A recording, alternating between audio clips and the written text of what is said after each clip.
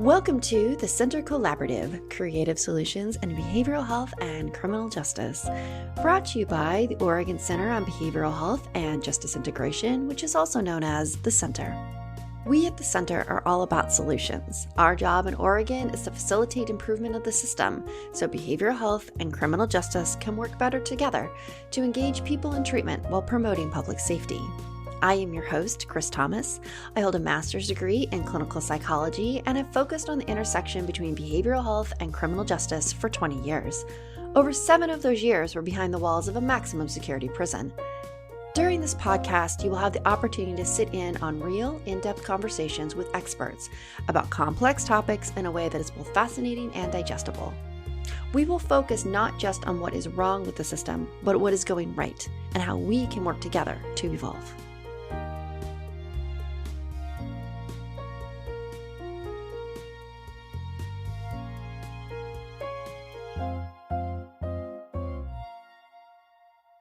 We have Danielle Hansen, the Oregon Judicial Department Statewide Court Coordinator, and we are really excited to have you here today. Thank you so much for joining us, Danielle.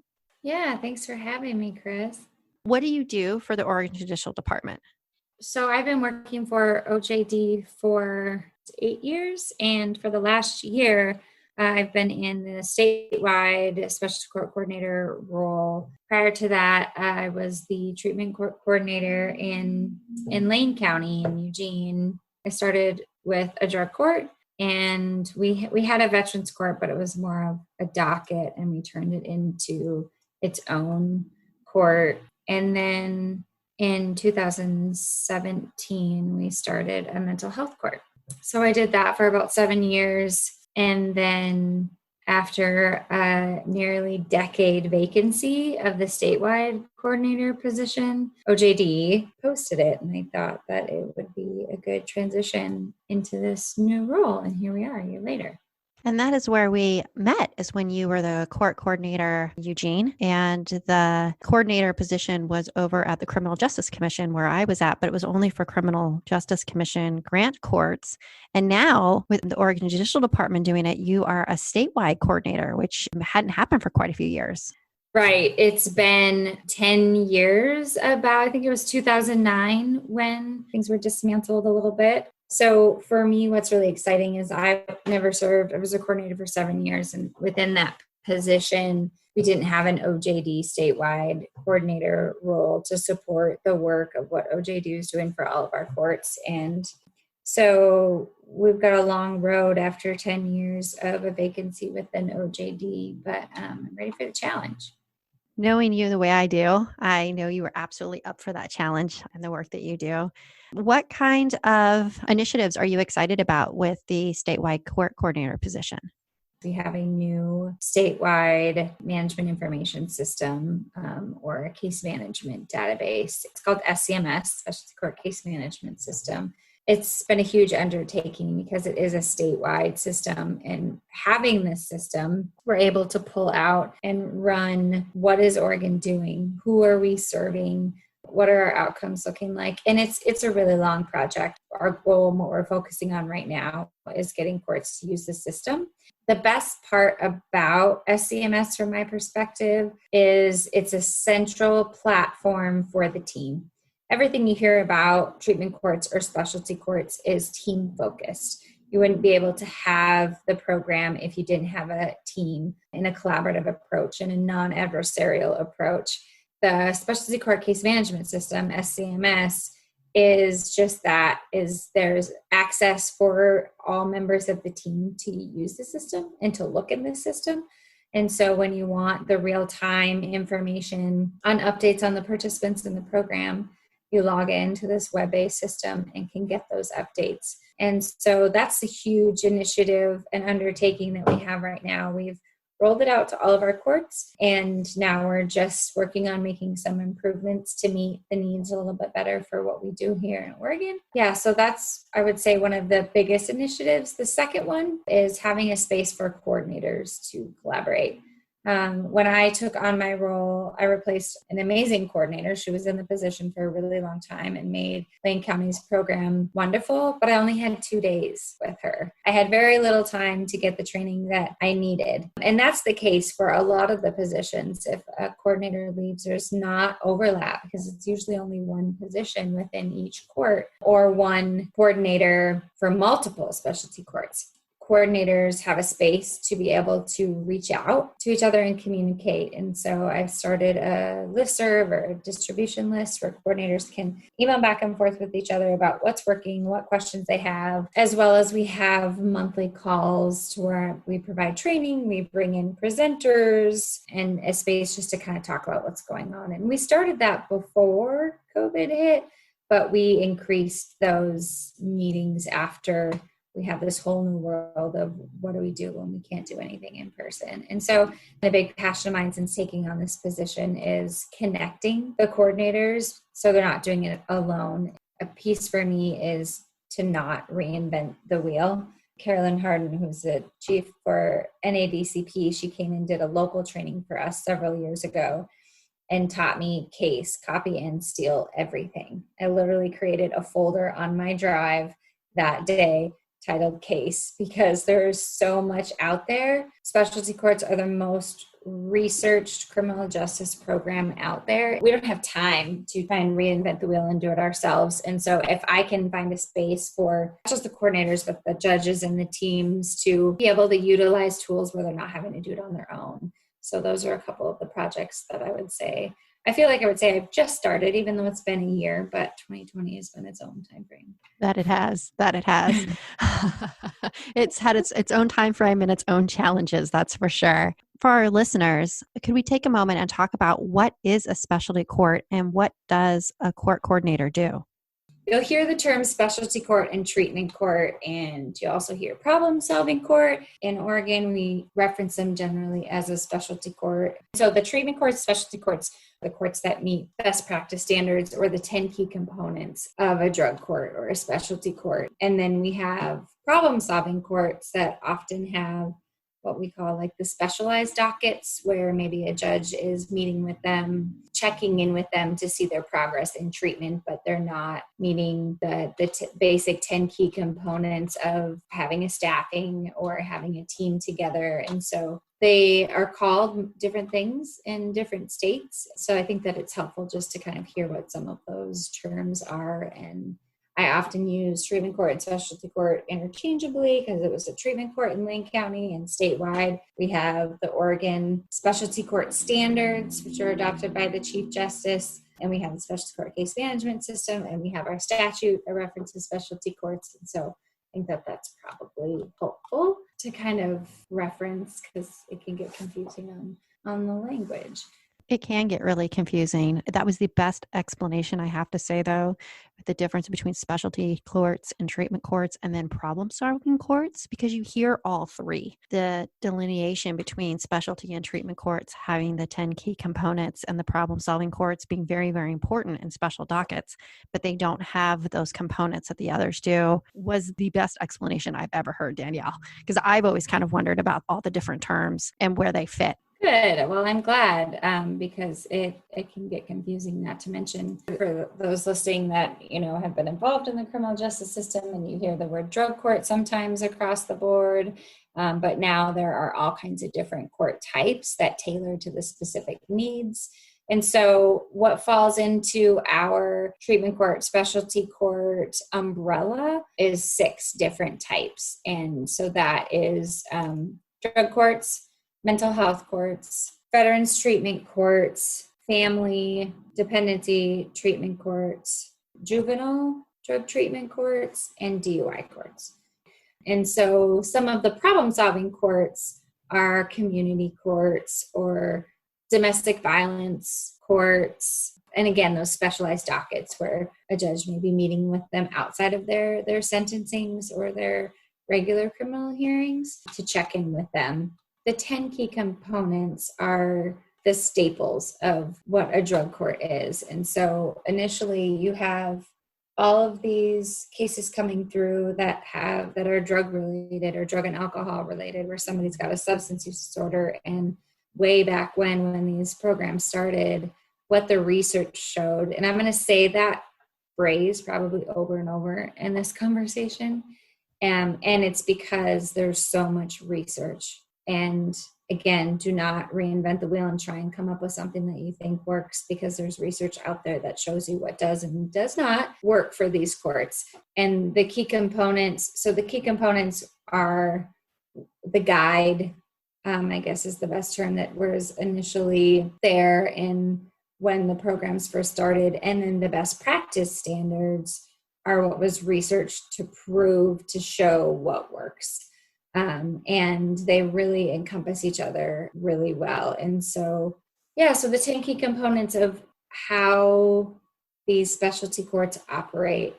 And I think maybe I'll jump around a little bit within those components. And I think what's really important is at the beginning is creating a partnership. And so you have to have a team in order to operate these courts. And the team consists of a judge. So a judge overseeing the docket. You have one judge that's checking in with the participants in your program, which is very different than when you're in there and maybe you see a judge for your initial arraignment, and then you have your follow-up hearing from another judge, and that's set over, and then you're seeing another judge after that. Once you get into one of these specialty courts, you're seeing that same judge. Same judge sees you from the beginning when you're really struggling all the way to the end of when you're exiting the program and graduating the program. Why is that important?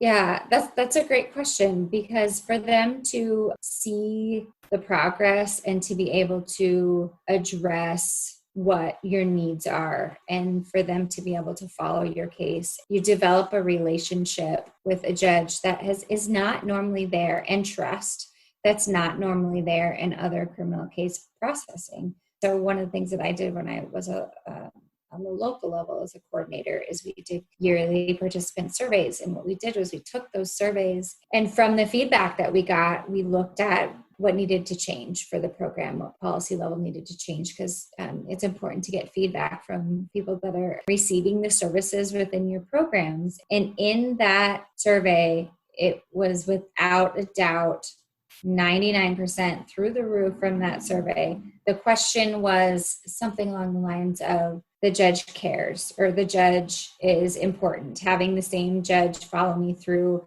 the program is important. And it was the highest percentage of all. I think I had like 40, it was a long survey questions where it was always the judge cares, the judge, matters. And even when the judge is sending me to jail, they do it in a thoughtful way. And so for them to be able to build that relationship in a positive way with the system, to know that they're there to serve them and get them treatment, is really important. So one of the things that I do, often coordinators do, and this kind of blends in a little bit with what a coordinator does, is they're often interacting with the participants early on in the program. And so what's really important as you operate these courts is you're informing the participants that you're serving of what they're getting into. So best practice is a minimum of 12 months for a drug court, which means they're going to be receiving services and intensive supervision for a really long time. And often it takes longer than that to get through.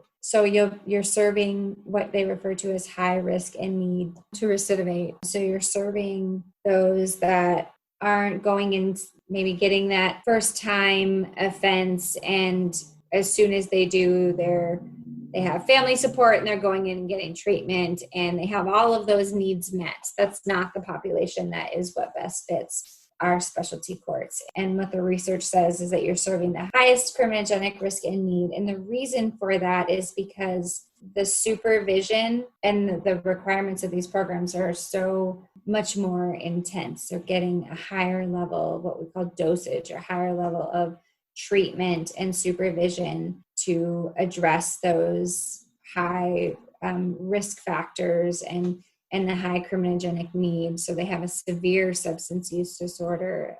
And so as you meet with them early on in the program, the coordinator often gives them what we call a participant handbook, where you go through all of the requirements of the program and they have an understanding of what the expectations are. I was curious, when we talk about criminogenic risk, we're not talking about someone being more dangerous. We're talking about with high risk, it means they're more likely to commit another crime. That's what we're talking about when we're talking about recidivism, right? Right, exactly. And they look at these what they call criminogenic risk factors. So what is it that is giving them that high risk that these teams can address? Is it that their substance use disorder, when they started using, what are the circumstances when they're using? Is it the people that they're associating with? Is it family dynamics? So they dive deep into these assessments what it does is, you're absolutely right. It is not a danger risk. It's a risk to reoffend. And the goal of those courts is to complete them from the program to where they'll never see handcuffs again. What I always thought was cool about criminogenic risk and need is that it goes hand in hand. So if someone takes an assessment and they have high criminogenic risk in a certain number of areas, then that informs where their need is. And then that informs where the treatment goes.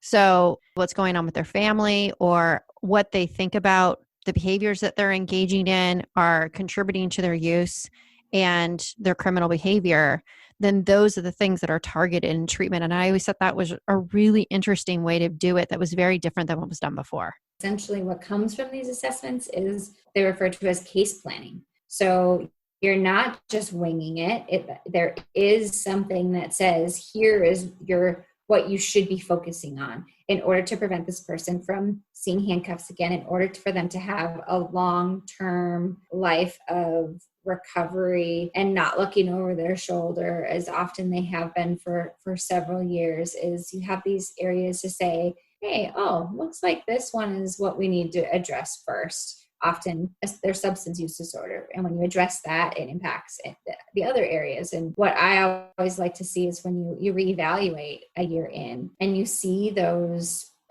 scores and those overall risk areas decrease. And so their risk for recidivating, because of what they absorbed in the court, it decreases and changes, because a lot of those criminogenic risk and need areas, need for treatment, are not static, right? It's not just when all of those areas aren't. Some of them are, but the areas that you can impact, areas that you can change through these courts, you see them change.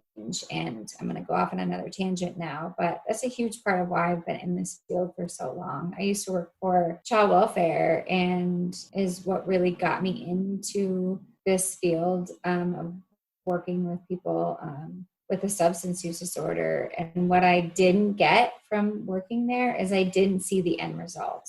I would connect parents with treatment, and I would have to make hard decisions around where those kiddos went. But I never got to see those families reunite when they absorbed and got the treatment that they needed.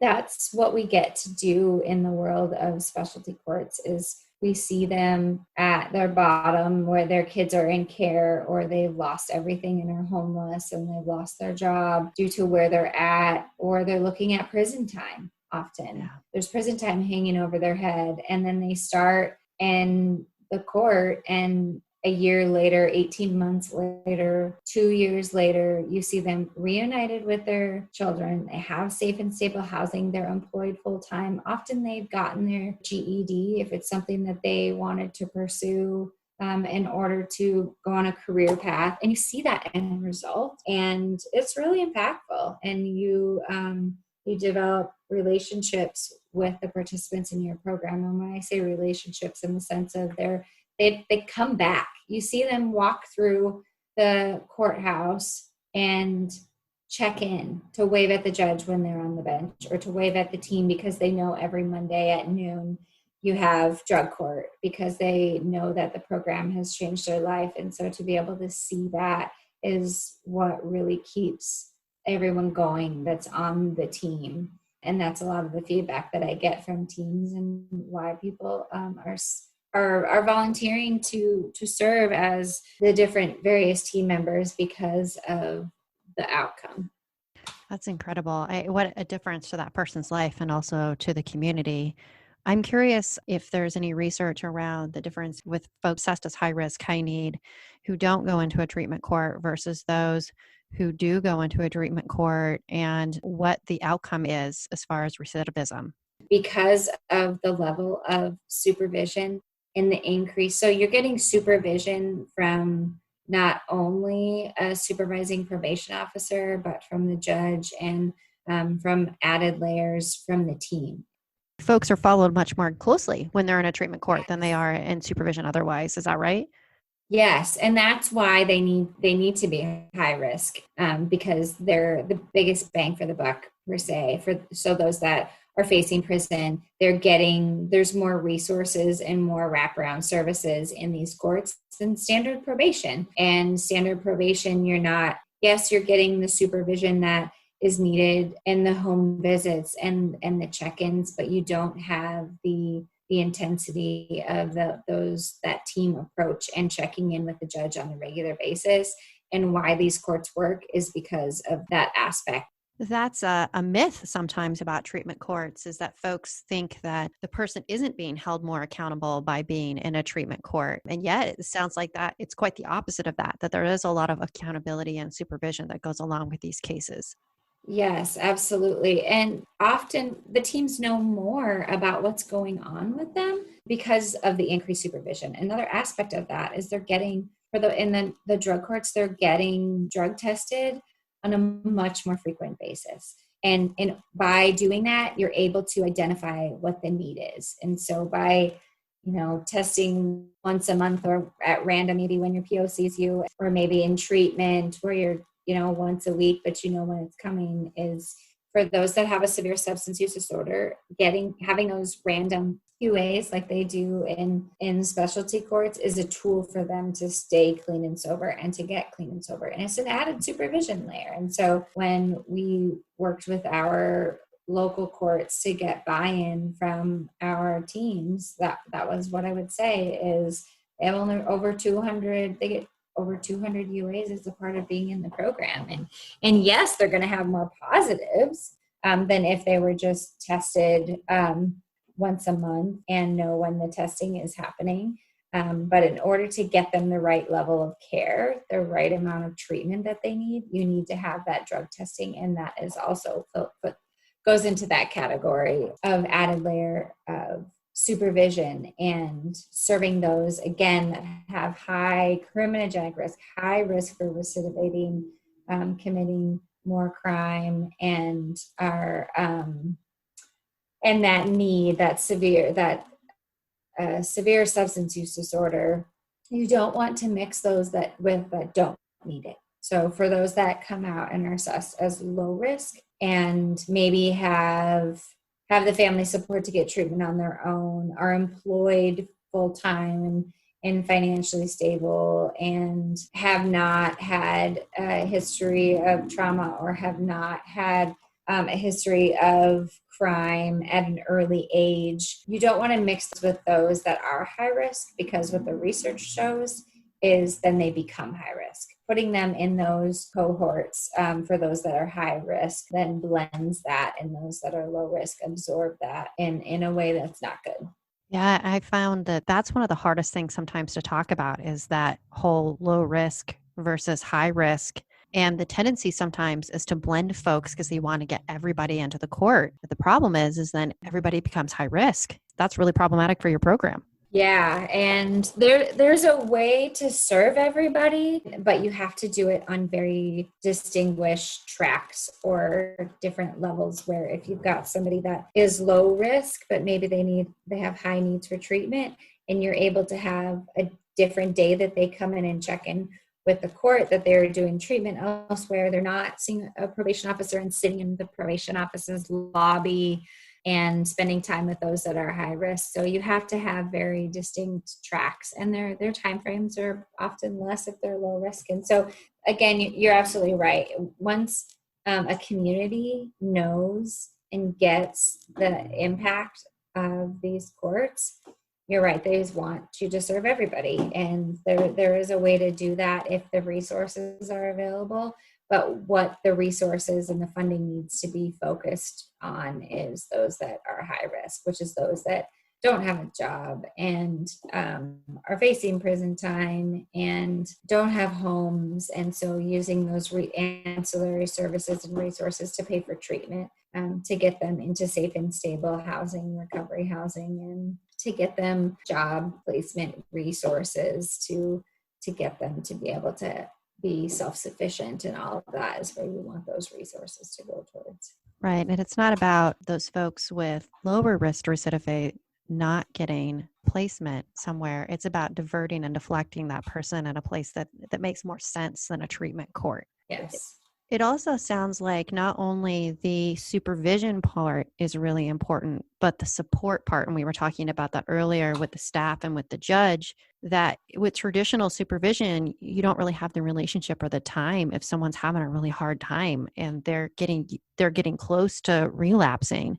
But it seems like there would be, with the increased time with folks and trust, that it would be easier for folks to be able to engage with the team and get help before that relapse happens. Is that something that you find in treatment courts?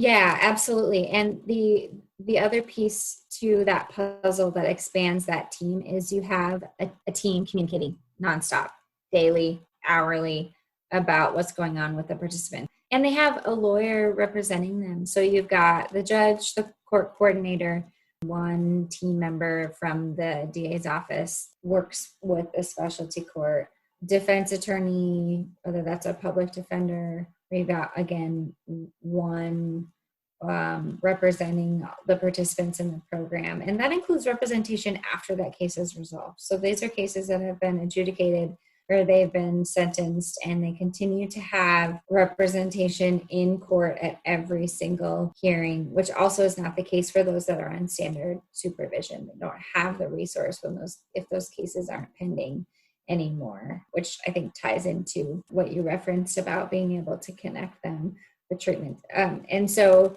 if you have participants that are early on and don't always trust and aren't reaching out, right, they're sure not going to reach out to a probation officer right away, brand new into the program. And maybe it's the defense lawyer that they're reaching out to. Then that defense lawyer has the court coordinator and treatment provider and whomever on speed dial and says, hey, so-and-so is here. What can we do?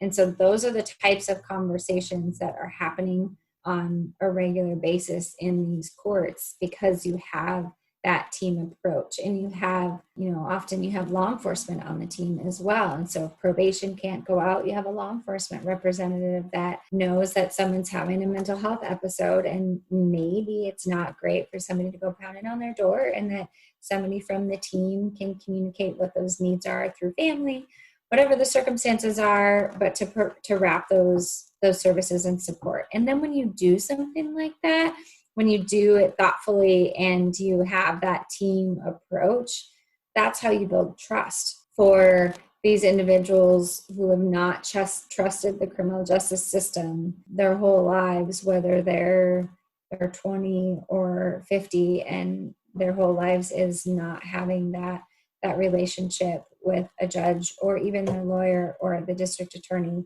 And then when you go to the point of graduating and they're getting a hug from the prosecuting attorney that sentenced them, or from the law enforcement officer that charged them, that they get invited to graduation. And so the team approach, it's so important. And so the other part that separates out the specialty courts from regular dockets, and that is a very clear best practice, is these regular check-ins with the team and the judge. And prior to the check-ins, the team is already meeting. They have what we call a staffing.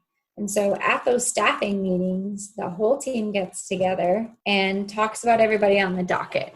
And the reason that they do that is so they can have a unified, non-adversarial approach in court.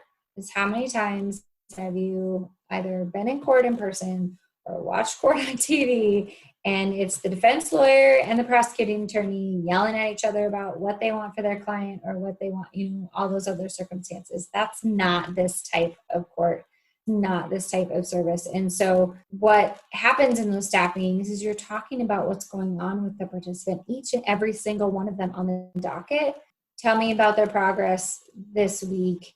What are they working on in treatment? How many days clean and sober? How many sobriety days do they have? Or how many positive drug tests do they have? Have you been in the home? Have you talked to their family? All of those conversations in staffing are had, and then you end that conversation with, okay, what are we doing today? Who are we addressing? What is the non-compliance? What is the incentive or the sanction? What is the interaction that the judge is going to have? So then when the judge calls their case up, they're much more prepared than having the participant come up and say, okay, tell me about your week. What's going on? Oh, treatment. What's happening here? And then that allows for an extra layer for the team to communicate and to get everybody on the same page. And it's really important that everybody on the team is on the same page to support the participant, because they're what the research refers to as lights are out. Their frontal cortex, their frontal lobe in their brain. You put your little fist up. If I was on, people could see me right now, my fist would be up on my forehead and it would say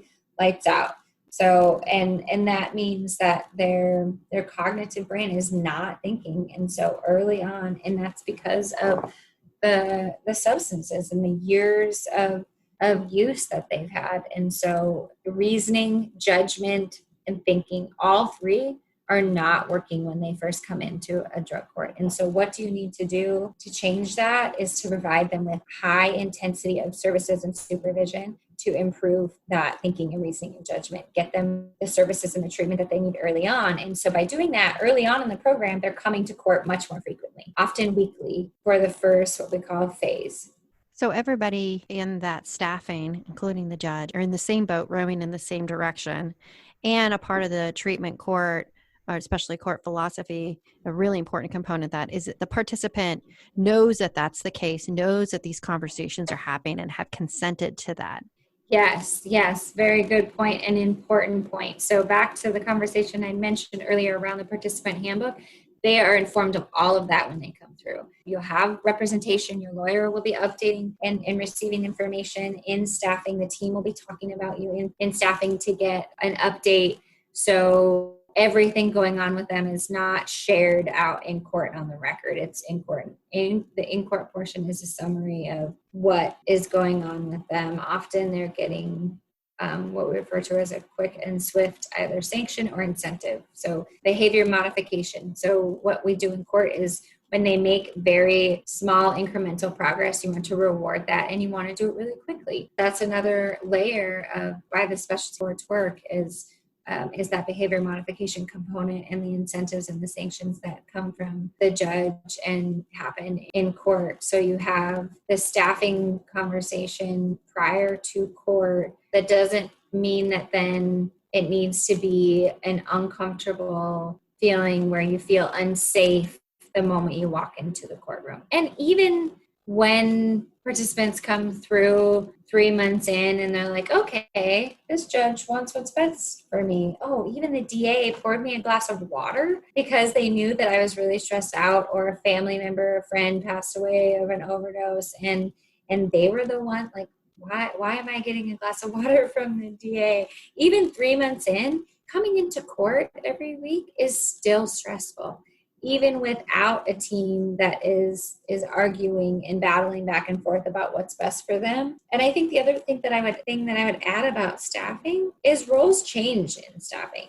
You may have a probation officer in staffing that's arguing with another team member, and if we were all on the same page at all times in staffing, we'd be doing a disservice to participant. That's why each of the roles on the team are the roles that they are, and that they can step outside and think outside the box. And when I say roles can flip, sometimes the DA may say, no, I don't think that they need to go to jail. They got road crew last time, they got work crew, but I've been tracking their progress and they're doing this, and that. And I think that we should try this as a response this time. And I think that's what's so important in informing the judge of the history of the participant and all of that not on the record, so the important conversations can happen. And so what the research says is what works is that the judge spends an average of 3 minutes with each participant.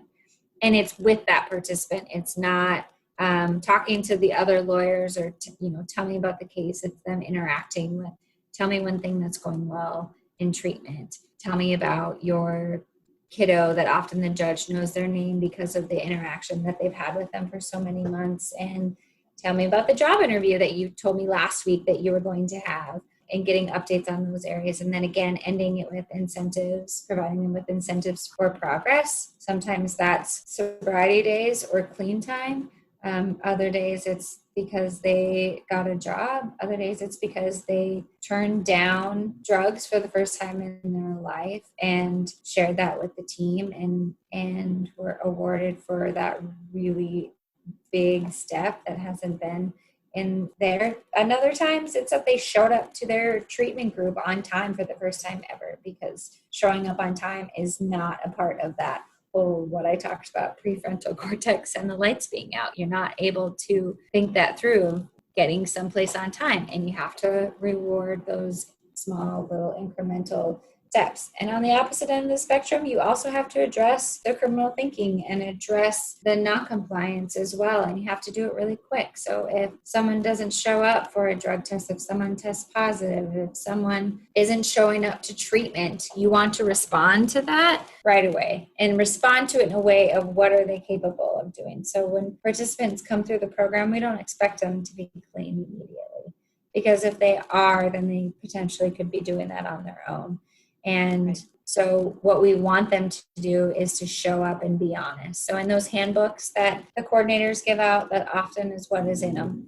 That phase 1, what do we want you to do? We want you to show up and be honest with us about what's going on in your life, because then when you do that, we're able to get you help. We're going to give you the help. We're going to offer you the help no matter what. It's them absorbing it and showing up and being honest and addressing their deep-rooted trauma and needs that we have services to support. And then as they go through the program and make those improvements and have that longer sobriety time and find employment, then they have less and less contact. And so that what you're addressing is different. And so early on, it's addressing that they're making it, that they're showing up to a treatment, they're meeting with their counselor, they're going to group sessions, and then they're being honest about their use. So often you'll hear judges ask for a sobriety date or a clean date or a personal date when they come into court, which also isn't something that's regularly done in other dockets. And as a part of participating in the program, they know that if they say that they've used drugs or alcohol, that they're not going to be charged with a crime because of it. As a part of participating in the program, part of it is being honest. By them sharing that information in court allows the team to make adjustments on their treatment and adjustments on their case planning based off of how they're doing in the program. And so you have a range of incentives and a range of sanctions that have to be tailored to each participant. So it's nuanced and small steps over time, really depending on where a person is. So when they're first coming in, it's really about getting them to show up and realizing the other challenges. And then that changes over time as they're doing better in the program. Am I hearing that right? Mm-hmm. Absolutely. Yeah. And so the more that you see that they're absorbing what the treatment and the services that are being offered. And sometimes that includes things like residential treatment. So often you start with for drug and alcohol treatment, for substance use disorder treatment, for those that, have a moderate to severe methamphetamine use disorder, opiate use disorder, and alcohol use disorder, that they'll start with what they refer to as intensive outpatient treatment or level of outpatient treatment that they're evaluated for based off of clinical evaluations. And they'll start at that least intrusive level potentially, where they're able to stay at home if they have a home, and they're seeing if they can show up. And then when they realize that they are continuing to using and it's in an environment that they're not able to make that change, they'll offer things like residential treatment, where they have to go and live somewhere where they're not able to have the influences and the drugs constantly around them. And once they absorb that, let's say they complete residential treatment, they make progress through outpatient treatment and the services that they're getting. They're addressing what we refer to as cognitive behavioral therapy, so that restructuring of the brain once they've had some sobriety time. And the longer they go, and it's a phased approach. So phase one, the most intensive supervision that you're going to offer, weekly contact in court, often weekly contact with probation, sometimes daily contact with treatment. And then phase two, phase three, phase four, phase five, you're wanting to let the participant fly, right? So you get to phase four, phase five, they have sobriety time under their belt, they have a home, they are employed, they're starting to gain some refusal skills, they're working in what we refer to as recovery care, aftercare.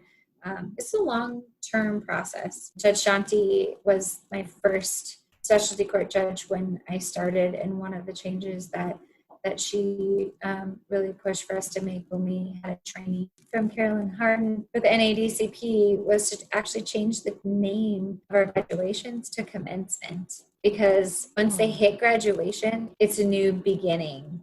You're not stopping everything that you've just worked for. It really is a new beginning. And so by using that phased approach, you're slowly giving them that control and being able to figure out, can I do this without all of this support, versus just cutting them off before they're ready. And it's almost like reintegrating them into society, back into society, because it's not something that they've had prior, or it's been several years that they've lost it. And so when you hit that phase approach, that last phase being they're not in treatment anymore, or working a recovery care program, and they're practicing, right? They're out in the community and still engaging in recovery support services, support groups.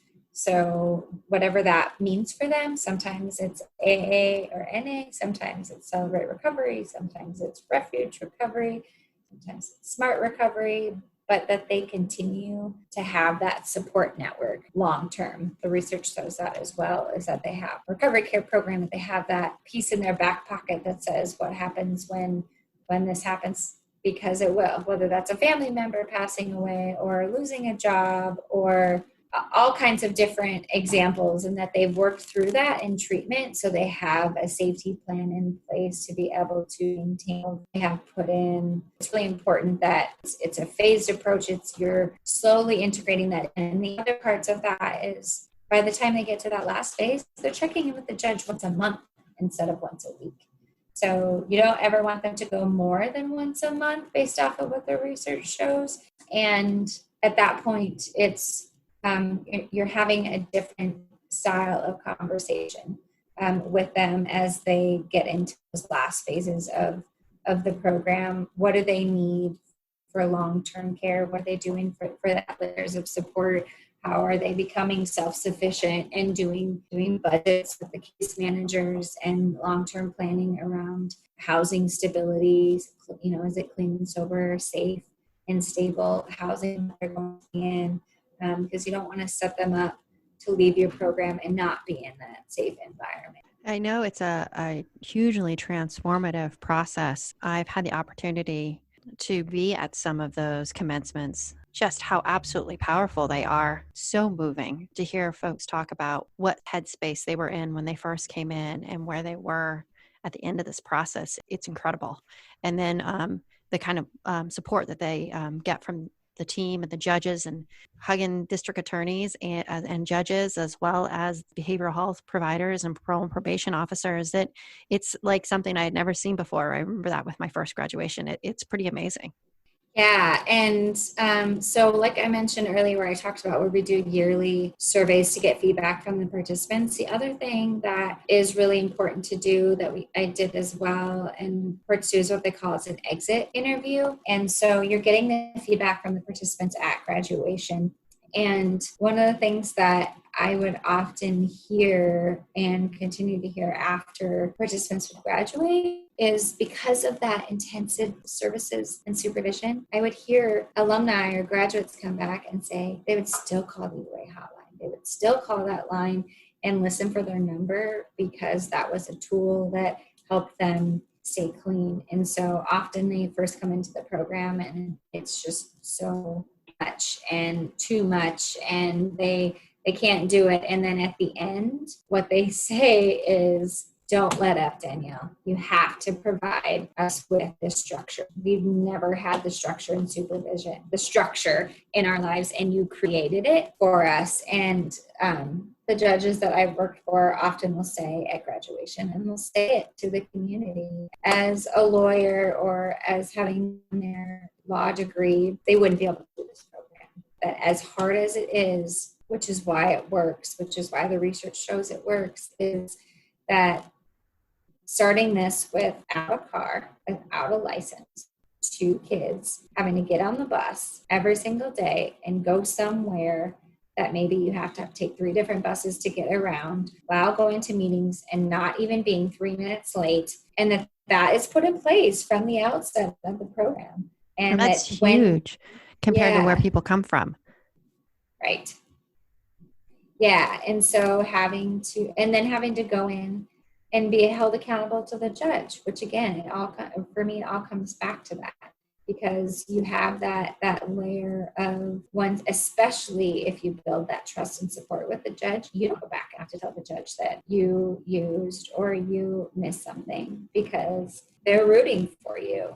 And the biggest sanction that the participants say at the time that they exit the program, disappointing the judge. You can put me in jail all day. I can do jail, standing on my head, my eyes closed. But disappointing the judge when they have supported them through and throughout the whole program was really what was one of their biggest sanctions, really, is what they had in the back of their mind when they were making that choice of having to go and be honest and truthful about the decision that they made. And those are often circumstances, after they've been in the program for some time, but that shows that multidisciplinary team who is managing kind of the day-to-day work of the participants, the participants know we're going to find out about what's going on with them in the community. And you can only do that if you've got a good, solid team working together.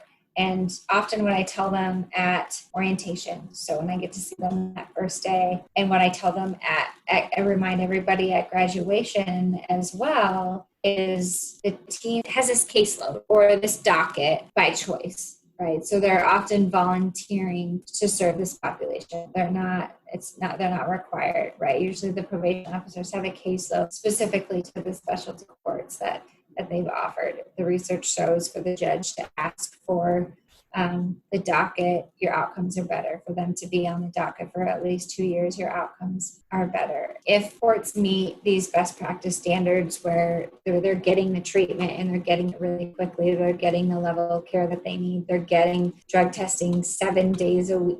They're not getting tested 7 days a week. They could be at random 365 days a year. They have the possibility of being tested, and know that there's all of those team members that I talked about, and that the court that they're evaluating their effectiveness, whether that's from a paid evaluation or that they're doing as much as they can locally to meet with treatment, to make sure each of the team members are doing what they're supposed to be doing those exit interviews that I talked about, doing the yearly surveys to reevaluate and monitor their adherence to best practices. These participants the percentage of them seeing handcuffs again is so minimal, and worth every blood, sweat, and tear of the participant and of the team member to get them to completing the program. The other piece that the research shows as well is, even if somebody doesn't graduate or successfully complete the program, but maybe they were in it for 6 months or in it for an extended time frame, there was some requirement in the program that they couldn't meet. But because of the intensity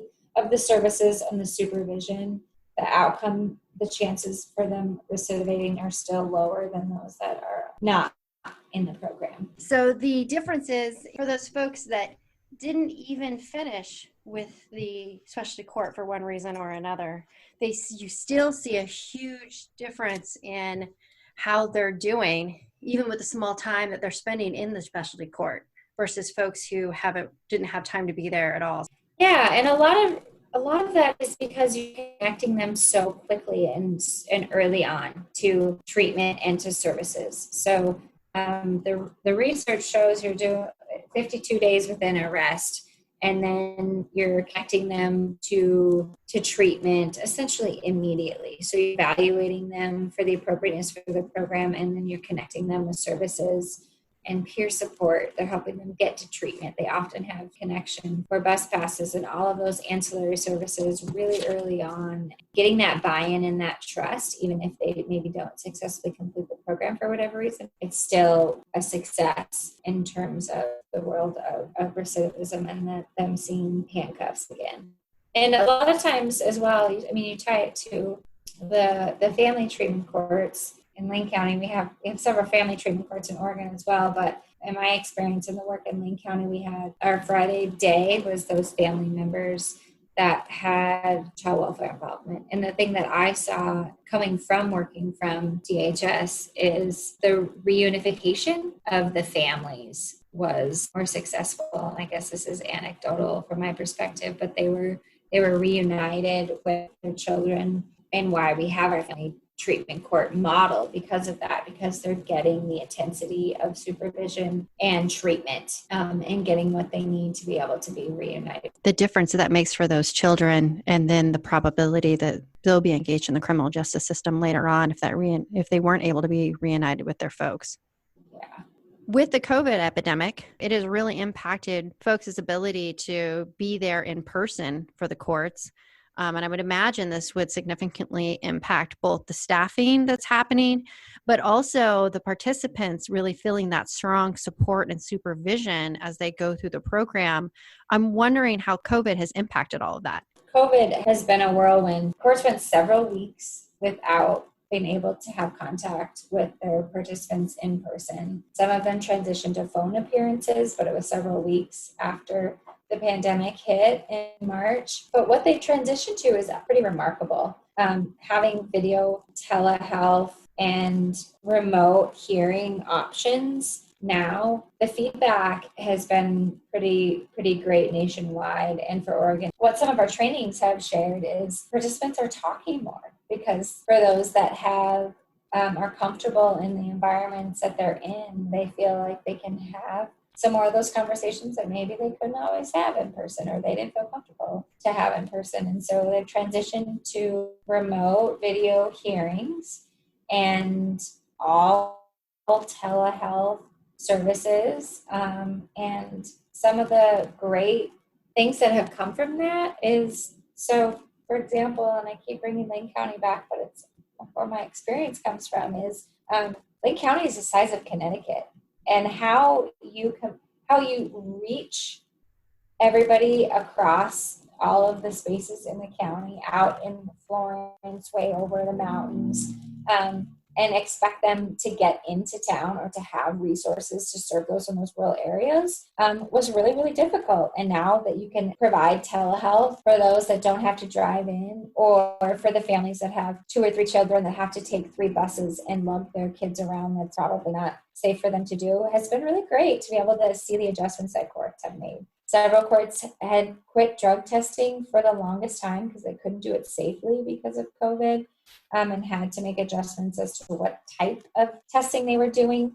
Some of our juvenile drug courts were having parents observe UAs and mail them in from their homes. Some probation officers were on video doing home visits because they haven't been doing home visits this whole time because of safety issues. And so instead courts have been utilizing grant dollars and resources to buy electronics for participants so they can be on video, so they can have the resource to see the judge and participate in treatment via Zoom or court hearings via WebEx, and they can see their peers as well.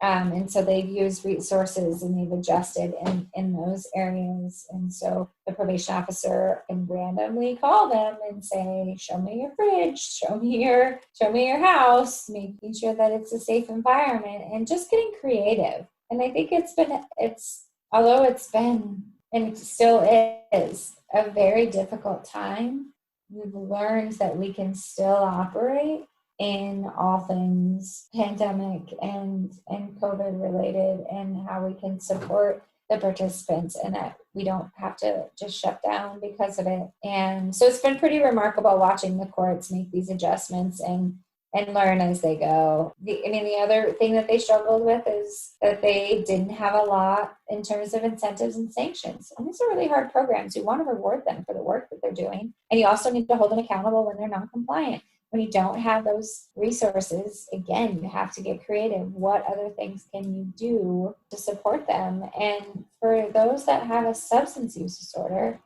isolating is one of the worst things that you can be doing. Yeah. But also you're supposed to isolate it, making sure that those participants had the resources and still had the connection to be able to talk to the people that they need to in the midst of all of this. And there's so much uncertainty with this pandemic, and early on, even more so, of often the participants that we serve are high risk, and you're not wanting them out in the community and making sure that they have a safe place to stay and to be able to communicate with them, and the uncertainty piece of not knowing when this is going to end, right? A lot of the participants lost their job, that there was stability in their life for the first time in a long time. And then whatever service industry or often hotels or different types of employment was impacted, it impacted the participants in that area as well. There have been some changes, like with not having to come into court near the far-flung places in the counties. A lot of Oregon is extremely rural. And also for parole and probation to be able to reach out with a tablet and say, show me your fridge. I mean, those are huge changes. I'm curious, having court every once in a while for people who are far-flung, or parole and probation being able to check in with somebody on a virtual format. Is that something folks are talking about continuing once the pandemic is over? Has that been found to be useful? Are there going to be changes to the courts for things that have been discovered during this time going forward? Yeah, that's a great question. And I think the answer is yes. I think we'll know more. We are advocating to continue to have video option as an option, whether that's for someone that's not feeling well and does not want to expose anybody, or even if somebody does test positive and is quarantined, or having those for those participants that are maybe the ones that are doing really well. I mean, one of the pieces that I always got the feedback on those exit surveys that I would do is when we got them to a point of stability, they would have to come to court once a month, and our court has to be between the hours of 8 and 5. And often that's when our participants are working. So they would have to take time off work to come in and check in. Is that something to reevaluate? And if you know that someone has a full-time job, has some sobriety time, and is in the last phase of your program, that maybe it's okay for them to check in via video while they're at work. So they don't miss a couple of hours, which sometimes for some of the participants, they're carpooling and they aren't able to just come into courthouse for a little while when they're out working. What we're hearing right now, and the feedback that I've gotten, is they've given the participants, for some courts have transitioned part-time to in-person and part-time virtual. For those that have smaller programs and are able to do that, want to come in person. And I think a lot of that is because they don't want to isolate anymore. But I think having it as a resource down the line for the participants that are doing well, or maybe those that are struggling, having that WebEx link for them to call in on, and then just set a policy within the team and then inform the participants.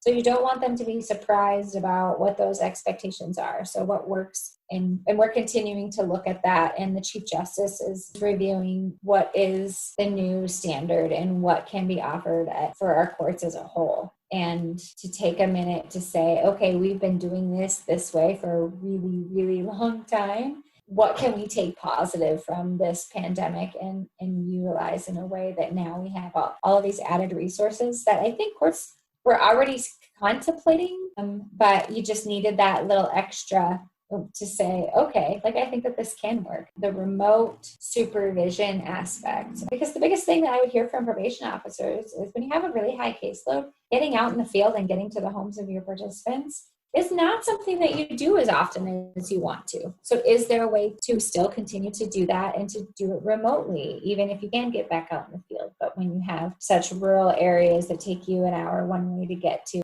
so is there something that you can accomplish safely? And that goes for the staffings as well. A huge piece that I'm hearing from teams is that they're going to continue remote staffings, especially those that are rural that have multiple probation officers that are hopping from one county to another county, giving them a link to be able to participate virtually and make sure that they're still joining their team and updating on the people they're working with. I don't think it's ideal, like all of the time. You want to be able to have some in-person contact with your team that you work so closely with, but having it as a resource, especially until it's safe, to be able to be back in person. And a lot of teams have 10 or more people on their teams, and they're in small rooms in the courthouse. And so until they can have a safe space, that they're going to continue to do that remotely. And a lot of the trainings that we've been getting is really encouraging to have the video option, not just the phone. Phone is still better than nothing, but to be able to see their face and for the participants to be able to see the team and do some kind of clapping, but while you're muted, so it's not super loud, just for them to be able to see your face over the screen and to be able to see that reaction from the team and from the participant makes a big difference. I'd imagine too that we were talking earlier about different tracks for folks that were medium risk to recidivate versus high risk to recidivate versus low risk to recidivate. I'm wondering if it's easier to keep folks in tracks, at least as far as when they go to treatment and with whom, and when they go to court and with whom, if you are being able to use the video option. Yeah, that's absolutely true. And a lot of times it's docketing time and courtroom time. And if you can make those adjustments and for probation to be able to see them over video versus not being in the lobby and interacting with other people is another really great idea for how you can make those adjustments. So the meetings that I had with the coordinators early on is I really encourage them to track their changes. So list out all the best practices in a document, track when you deviated from them, track what worked, track what didn't. If that meant you couldn't do drug testing for several months and then you transition back and then you couldn't do it on the weekends and then you transition back into full time. So what that time frame looked like. And at the same time, track, because of those changes, what you did differently. So you are able to review, remember, because when 3 months into this in June, we came up with this great incentive where, we did X, Y, and Z. And now we're going to continue to do that because the participants loved it, or, some of those different ideas. And so I really worked with the coordinators to document everything that's gone on during this time frame. And I think there's a couple of layers to that. I think it's because in a couple of years when you run recidivism or when you get evaluated, the other that you have that to reflect back on to show this is something that we struggled with because of COVID. In the first 3 months, we weren't drug testing, or we weren't able to see participants. Probation wasn't getting into the home. We didn't have the remote means set up for the first 3 months, and we were just hanging on by a thread. But we made these adjustments over the next 3 months, and this is what worked. And the other thing that I'll say that's been a really big impact over these last 6 months is getting new participants into the program. The case processing for those cases have been so delayed. The cases, the participants, the district attorneys offering the cases and those negotiations happening. And so program numbers have been pretty low as well. And I think that there's going to be somewhat of a backlog as things slowly increase again and courts kind of figure out their new normal. And I think that that's already started, but there's also an adjustment period there. But I will say they did a presentation, Doug Marlowe did a presentation on remote supervision, and it was great because he already talked about the research shows that it works, that you can provide remote supervision, like the example of video in the home through Skype or however you do it. And that it shows that that's still effective and that you can meet the participants where they're at and make some of those adjustments and still be as effective as if you were when they were having to, run around town and trying to get to places on time. Yeah, it'll be interesting to see how courts adjust. Like I said, a lot of the participants, when being offered, want to come back in person, and maybe that will continue depending on how long the pandemic lasts. And I'll continue to work with the courts on policy around what best practices say for continuing remote and telehealth resources.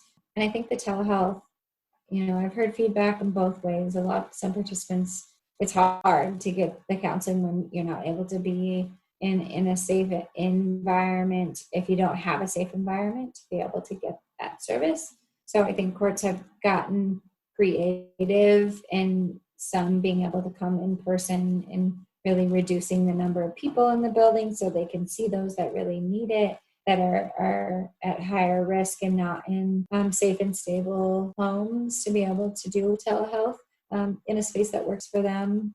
But it's all in all just pretty impressive that the courts have really been able to make the adjustments that they have in such a chaotic time. Really being nimble, which most folks, when Yeah. they think of the criminal justice system, don't think about the response being nimble.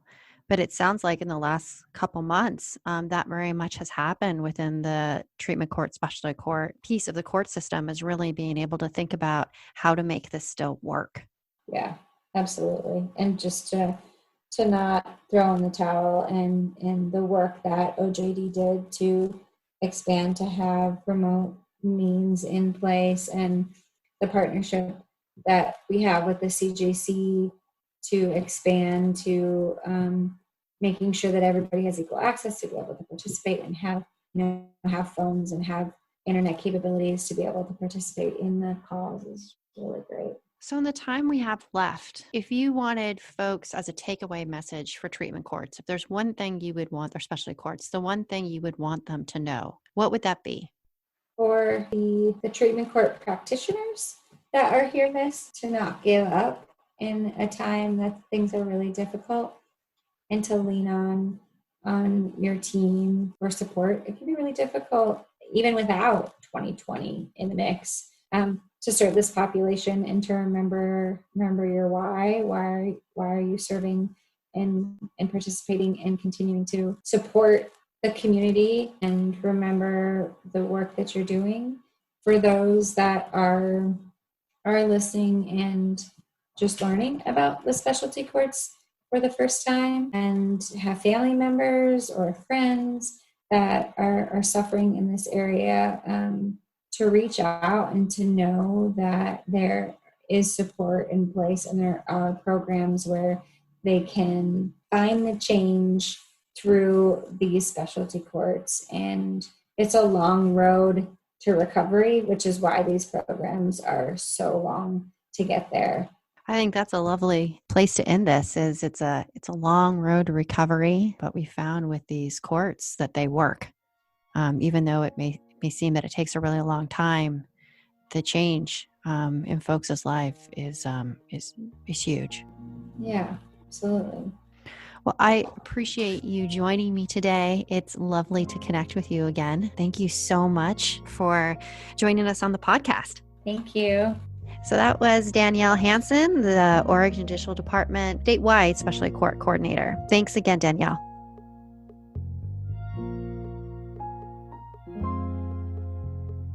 The Center Collaborative is a production of the Oregon Center on Behavioral Health and Justice Integration, a specialized division of Greater Oregon Behavioral Health Incorporated.